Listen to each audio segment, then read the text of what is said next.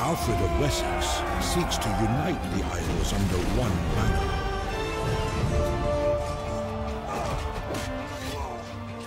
Hello there everyone, and welcome back to Thrones of Britannia. I thought I'd do it a little bit different this time around.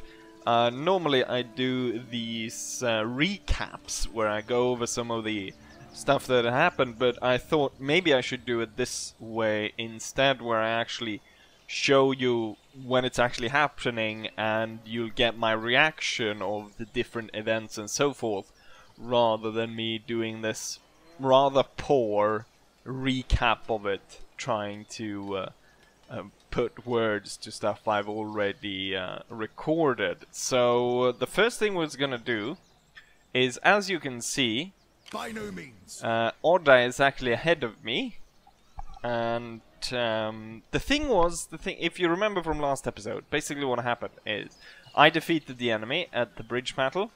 The enemy retreated somewhere over here, and I moved past to somewhere over here. And it went according to plan. Orda actually moved after them and intended to kill them. The problem was the army right here actually bypassed me and moved in, and they actually took this place. And so Orda came out. Luckily, they took the place, moved away from it, so Orda did not take the town. But he moved there, killed off the enemy army. The problem was then I couldn't let Orda take the town, so I had to move my army back, take the town. And with that, Orda of course was moving forward, so I ended up behind him, and as we can see, he's captured all his land back, and he's ready to move into enemy land. And he's ahead of me. By no means. And as we see, he's clearly within reach here. So I'm not entirely sure. I mean, I could, I guess, order him to try and attack this army, and hoping that he does that. No. But that would only buy me a little bit of time to hopefully capture most of this. So the problem is, I don't think you can actually buy territory of your allies. There's no option here to like buy territory, exchange territory, anything like that. So I really would want all of this for myself. I don't want to give Orda part of it. I want all of it to be able to effectively control it. So I think what we'll do is we'll just we'll sign peace, we'll leave an army here, and then we're hoping that if conflict is renewed, that I will be first in to capture all these places, and we don't have to worry about Orda taking a part of it. So we're gonna go ahead and sign peace with these guys.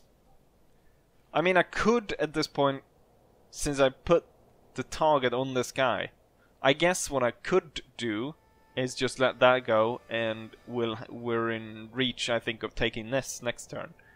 The problem is holding one place out of this province is just going to be troublesome. Unless, of course... Yeah, I'm even 2 turns away, so I'm not even sure... I mean, Orda would move, he would kill them, and then they probably... Yeah, it wouldn't work that way. So we're gonna sign peace with these for now. Much, but I will hear you. Excessive, so we can demand quite a bit of gold. I think we can demand probably all of it. Yes, all gold. Create vassal kingdom. That's insulting. So they don't want to be my vassal again. Cancel declaration. Your offer. Break non-aggression pact with East Angle. No, your offer is to... I have a non-aggression pact with East Angle. They have a... I don't even know what this is. They're probably not even close. Where is these goat people? They're in Ireland! It's a shit place in Ireland. What the frick? Right. 2,000 gold, that's enough. Time will tell if I... Yes, time will tell if that was a good idea, but I'm gonna have my army Oh, there's only one place in. There's only one way to go in, and that's to that bridge. Soon that will be possible. So if I place this army there, we can keep these guys under lock and key. How many turns until I can actually declare war on them again? Don't make me regret admitting you to my hearth. So declaring war. Turns remaining. 1 act of treachery and condemn all. 1 turn, and then I can go at war with them again. And wait, could I declare war without bringing in my allies? Don't make me regret admitting you to So my if I hearth. declare war, can I not? The best thing would be someone else declares war on them, and then I would ask to join in the war, and then I would join alone. So that's good. We got 2,000 gold. That's pretty good. The second thing we want to do before we go ahead and end turn is we do have this guy. Let's see, my newest governor. If you remember him from last time around, and he has the public speaker thing, which gives 2+ to usurper allegiance. So that means he's actually starting to create a usurper force, or he's a traitor, and he's brewing a rebellion. 4.8% he's got right now to support him. So clearly we don't want this guy. And so for the first time, we're gonna go ahead and...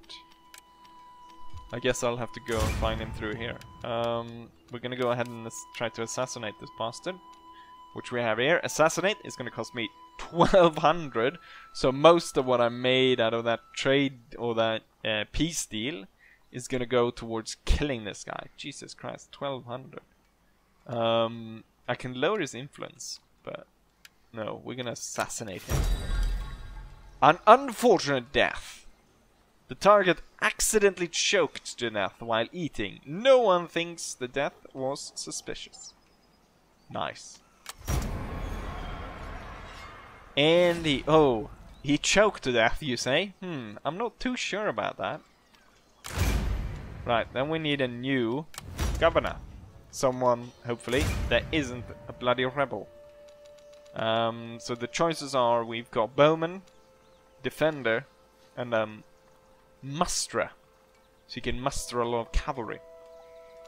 I think we'll go for the defender. He has a picture that looks a lot like one of my other governors, I think. Yes, down in Dorset. We'll just go with this one. So that all this change basically costs quite a lot for me. Personality, he's rash. He's a poor commander. He's seasoned, so he's pretty good melee, prepared. He's not very loyal though. So we'll seek to increase his loyalty, and we'll publicly thank him. He's still only at 2 loyalty though, but I think he's gonna gain more as I end turn, and then we got that figured out. And my plan now is to see who I'm gonna go against. The Welsh are getting really big. Those 2 Welsh factions, they're gaining a lot of land. But at the same time, we've got Guthrum, which we actually have a he's got a really high strength rate. I think I'm still number 1, right? I believe. Can I see myself? I think I'm number 1. Oh, number 2 is these guys. They've got not that much. They've got just some shit in Scotland. How are they the biggest ones? Never mind that then. But I think we're gonna go against Guthrum, which was the plan all along before these rebellious scum tried to attack me. Unfortunately, I'm not gonna be able to use all the armies against them. I'm just gonna be able to use the King's army The men are ready to and then serve. Athelhelm to use those 2 armies to try and attack him. He's got 3 armies, No. which is actually going to be Never. quite the problem. Never. The fact that he, plus his ally, also got 20 stack. We really need all 3 armies then. But I really dislike leaving Cornwall unattended. They might declare war on us again. The thing is, these guys are also at war, of course, with Northumbria. So hopefully they'll sort of cancel each other out. I don't have enough to raise another army, but I can make this one a full stack. So we got 2 full stacks against their 4. And I think, I mean, we can sort of shore up this town and make a good defense here. And hopefully smash them, they can crash into my walls.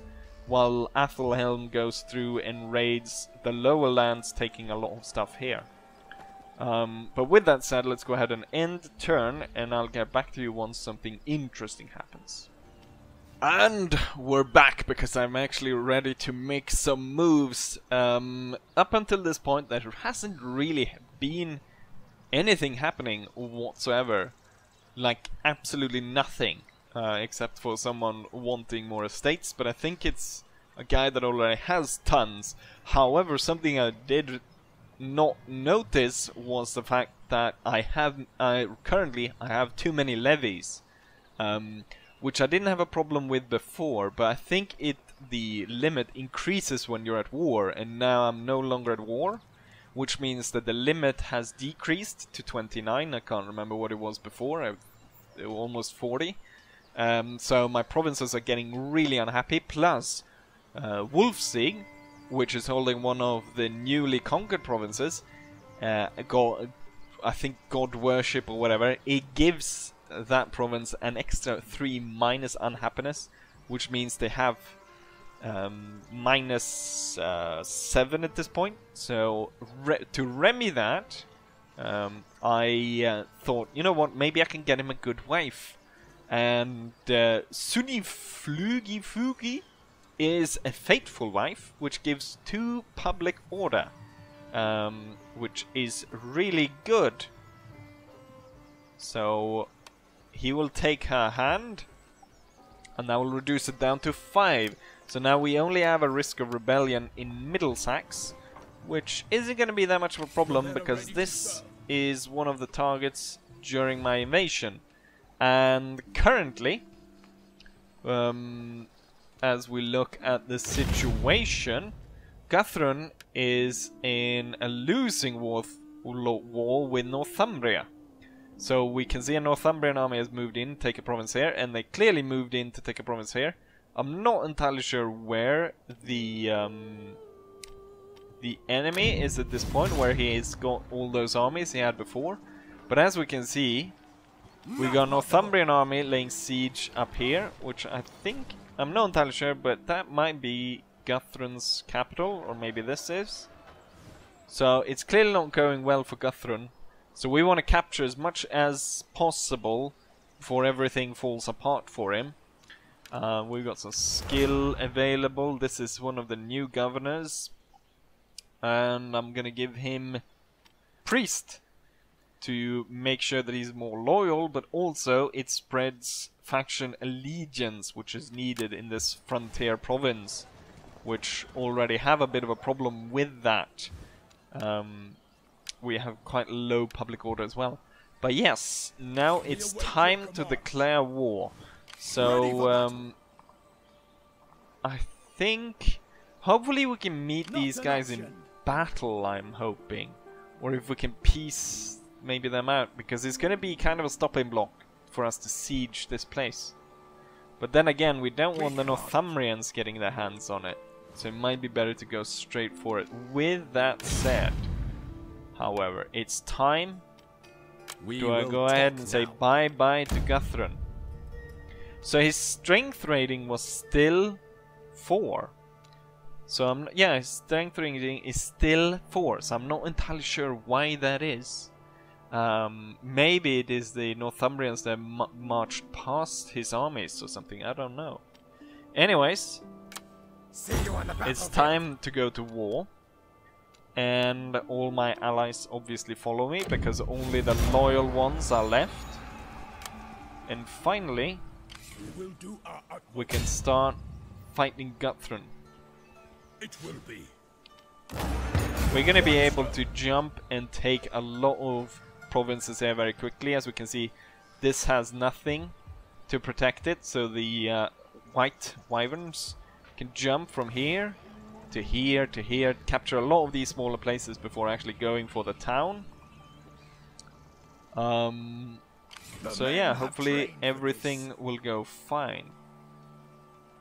The thing is, we've got a crossing point here. Maybe it's better just to wait at the crossing point? No, let's march straight for them. Battle commence. Right, that's good. It's a shame you don't have spies and stuff. Also, well, one of the things that happened in between the the turns there, it's only increased to 30, which I actually kind of...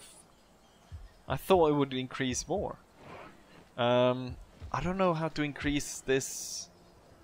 I think it's just that we have had too many people on hand for too long. But one of the things that I have been doing is I've been spending a lot of money on upgrading the farms. So we can see a lot of them are up to level 5 at this point. So we're making an excess of 251 food, which gives us a lot of replenishment and stuff. So I guess we'll have to remove 2 units. And I guess we're gonna have to remove 2 units from this army.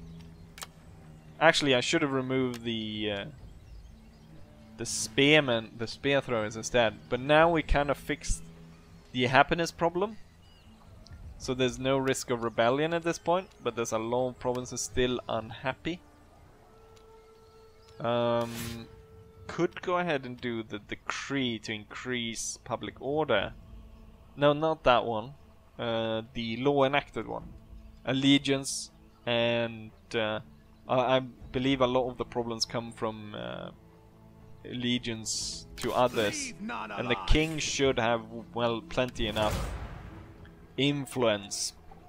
Yes, at this point he's got, let's see, how much is that? That's 21 points. 21 minus 4, so he's got plenty enough points to take out of.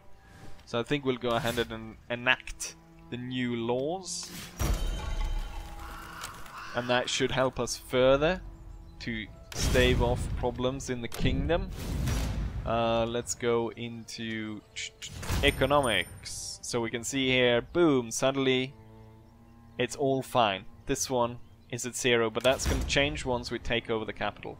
I'm going to go ahead and end turn, and then hopefully, maybe I can get the siege underway, or if we can get some other fight underway. Right, just as we end turn, one of my governors, I believe it's a governor, is blackmailing me. Which is not good. Huh. We'll pay him off. But indulgent, sinful, yes. The guy, where is he? What is his location? Oh wait, it's the guy that we gave the wife. Bastard. I find him a faithful wife, and that is how he repays me. I wonder if I should continue with my plan and going around taking all these smaller places before hitting that town. It could be that, like, one of my vassals could go ahead and move forwards and start taking places. So we've taken quite nice stuff. Priory needs to be torn down or changed into one of ours. I'm not entirely sure, we'll not look into that just yet.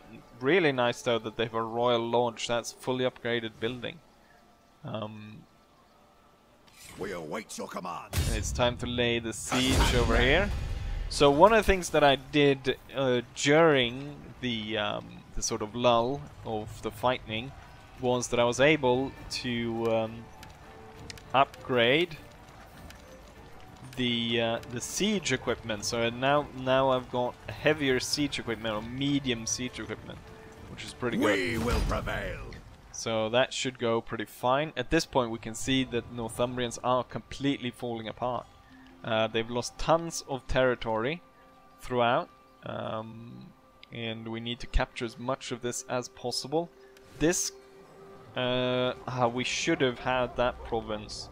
So there's going to be some problems there with the enemy. What else goes into this province? Oh no, it's that one. So it goes this, and this. So we'll have to keep an eye. I just noticed that my food has even increased even more. I'm not entirely sure what building or whatever came online, but suddenly that has just jumped up to 387 extra food. And now the fjord limit is up to 47. I probably should march this army back to get more troops in it, just to go into my territory. And also some of the troops might need upgrading, so we can set that up. Skill available for Athelhelm. Ooh, final point in this would be nice, but I also kind of want Quartermaster. I noticed that Quartermaster actually gives you campaign movement range, and it lowers upkeep and recruitment costs, so that's pretty good. But since he's, I mean, we need full-on champion for this guy. He's after all the warrior. We'll go ahead and end turn, and then we'll do the siege. Faction destroyed. Ah, we got Vikings raiding.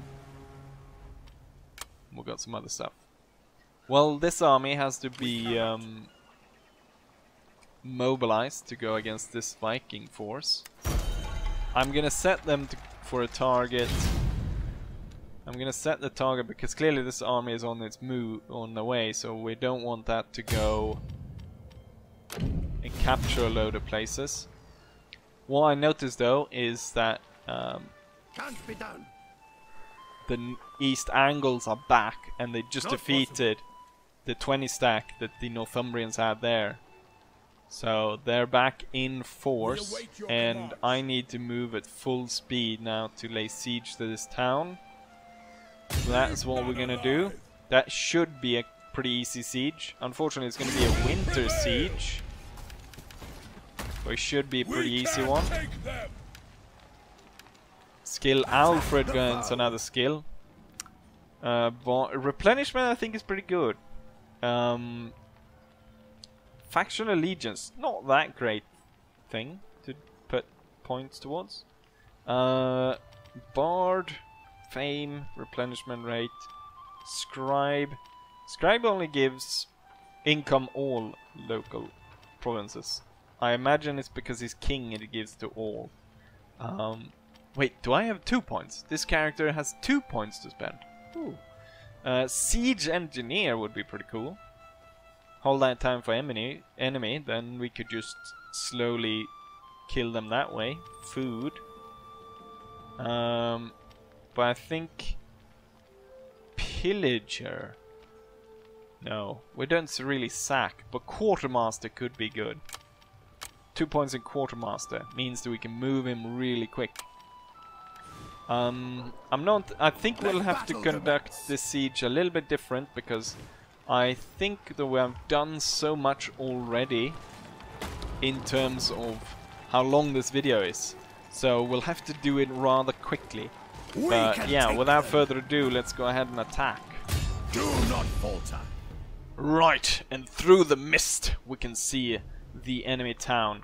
I am going to do as I usually do, and we're gonna concentrate on 2 gates. However, I'm gonna go for the closer one this time, hoping that the enemy will focus all the power over here. And I've sent more troops to actually flood through here. So it's not only cavalry, but all the spearmen as well are gonna come through this gate, while we have more of the elite troops.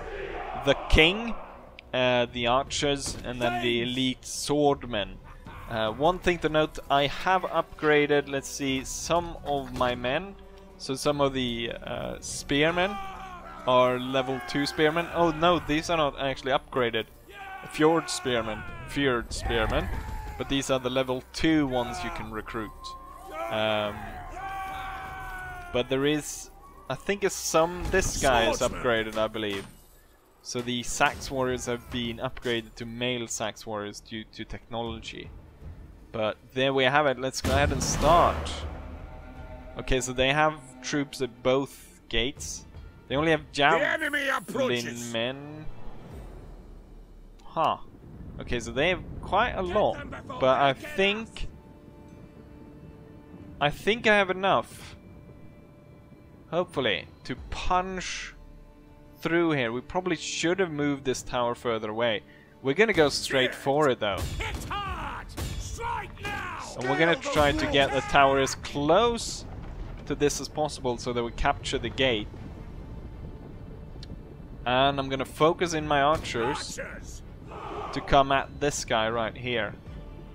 Or is that an archer as well? There's more Dane archers.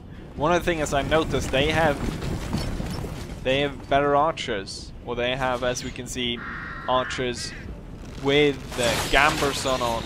They also have some with that has, what's it called? Chainmail. So that's going to be difficult. I'm hoping though, as we start to make progress here, they're going to drag troops away from here. Because I don't think we're going to be able to get through here with just one tower. I think that will be difficult. Swordsman, pound the earth. Slow advance together with the men. So we're losing a few, but these are so heavy troops that we got in the tower.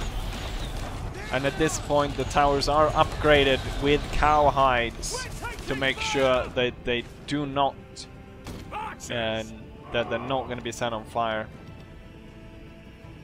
We're actually losing quite a few archers, and we're not really able to inflict damage. I like the fact that they've actually moved to the distraction. They moved most of their warriors to the distraction point. Okay, my archer's clearly not doing much against the wall. There's no point having them just stand here and die. So they moved most of the men over to the distraction point. And they've got really nothing to be able to stop my elite swordmen once they get through. Especially this one. Oh, they're firing fire arrows, but...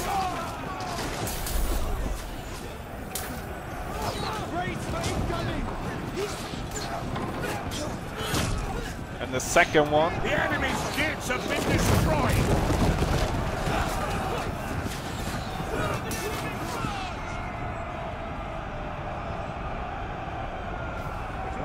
They're sending forwards a lot of men here, though. Oh, they're sending the bloody king. Guthrum? Wait, Guthrum? That must be another Guthrum. It can't be the... Because this is another faction. It is? Yes? It's not going to be great sending in that unit against them. So we'll send in the elite men. We're going to have this one go through to burn. Battle awaits us. We're going to have this one just feint the tower here to burn. But then we're going to have the Thanes move through to actually attack the unit. There we go. So just...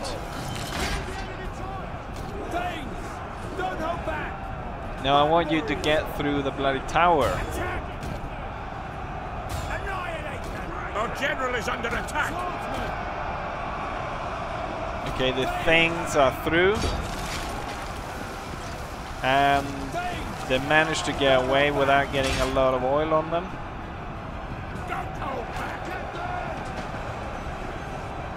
We're gonna taunt a little bit. And inspire. clearly that's not really going super great here. I think the archers could help now at this point though. So we can put the archers here and fire in on these guys. I want you to go through the tower though. Why do you not want to go through the tower? That's a bit annoying. Oh, they're dealing good damage to their general though. Go through the tower. Why? There we go. Finally. So go through the bloody.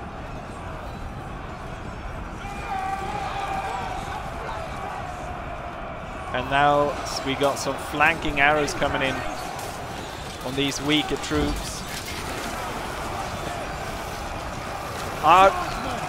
God. Well, go then. Everyone go then. How annoying that they don't. That the pathfinding is so crap that they don't want to go through the obvious way. Enemies beware! They're behind us! Get them! And we probably lost quite a lot of men there. But I'm hoping we can push through here. We're already kind of doing it. Annihilate them! We're not capturing the gate though just yet. They're not sending any troops over from this side. Let's do the metal to increase the ability of our men. Oh, we're capturing the gate now.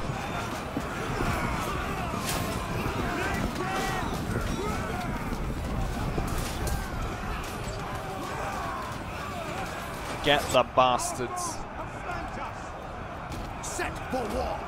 Also, make sure that you Strike now! Attack! come on, Alfred. Let's taunt and inspire. Strike now! The king has only 28 men left in his bodyguard. Here is where I hope to get a good breakthrough. We're gonna get... Oh yes, we have a breakthrough. I'm moving the archers forward. We're probably gonna see a break here as well. Scale those walls! The enemy have rallied their units! They have, for what I can see, they're all running away at this point. Annihilate them! Attack! Chains! Attack! Chains! Get rid of the bastards. The enemy Oh yes, general is dead! shoot them in the back. Ready for war! We have captured the gates! Nice. Eager to fight! Annihilate them! Right, get rid of them.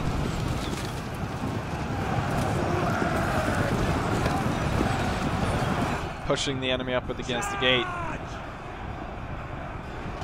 Enemies beware! We will prevail! On the double! Right, we're through. And Dismantle their defenses! To battle! you know what? Let's go for the victory point. Hurry it up! Pound the earth! And we're gonna speed this up. And I'm gonna avoid just fighting all of this. It cost us quite a lot to get through here.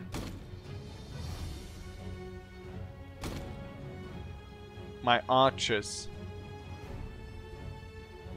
I'm hoping that fire is for us, like it's burning the enemy. The enemy king and his men. We lost a lot of men. So it's still quite difficult to get through sieges. Siege equipment would be nice to just blow gates and walls apart. Oh, and as we march, they keep throwing these torches around to set fire on buildings. I wonder if I actually get gold from that. Just everything is set on fire. I wonder if the why the enemy does not notice there's this one by one the houses go up in flame here. Trees and everything.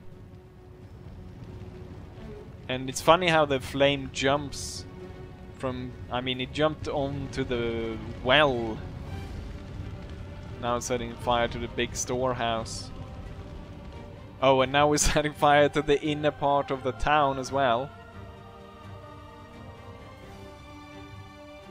And now we're capturing the inner circle. I'm not entirely sure if we win if we capture it, but it probably will provoke the enemy to move back to try and recap it. So I'm not entirely sure we will win.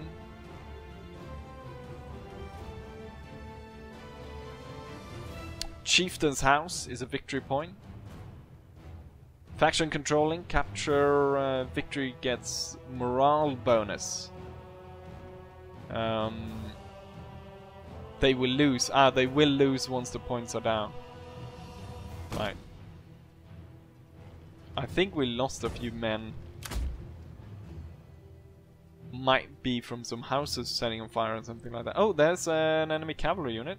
Completely missed that.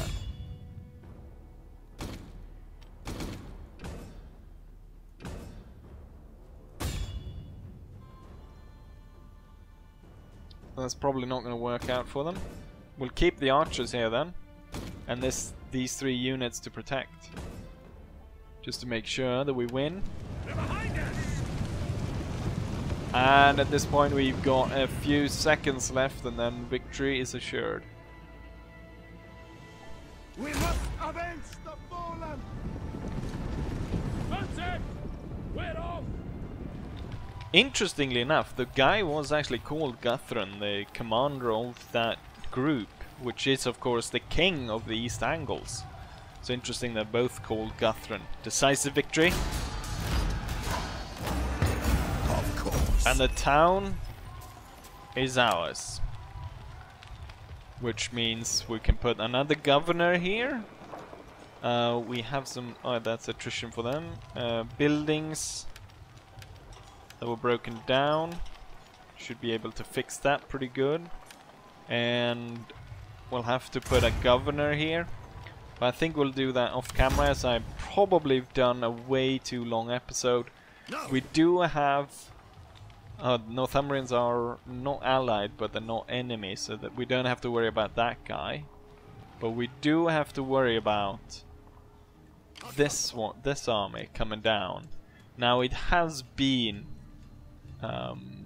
quite severely cut down, as we can see. They're kind of orange there, so they probably have lost quite a few men. But yeah, the campaign is going well so far, and hopefully for the next video everything should run smoothly. Hopefully. Right, with that said, hopefully you guys enjoyed it, and hopefully I'll see you guys for the next one. Bye.